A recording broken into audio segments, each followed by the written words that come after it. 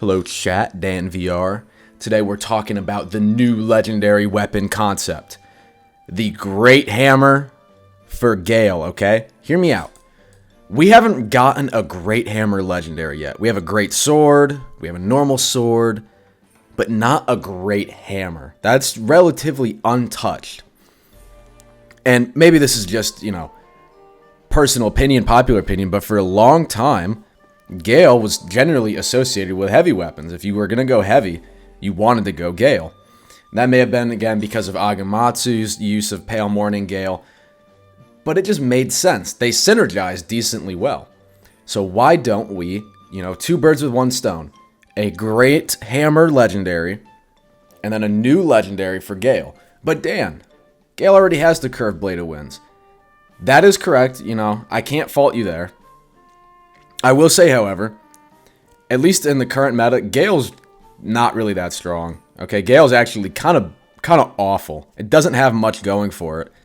And the Curved itself, after all of these nerfs, isn't really that great either.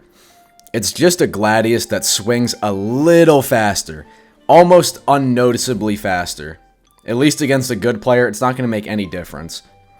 But you do lose a significant amount of damage. With the Curved, unless you go, 100 weapon and 80 medium, or 100 weapon, 80 Gale, which is standard, you only get 30 damage on a Curved, a no-star Curved.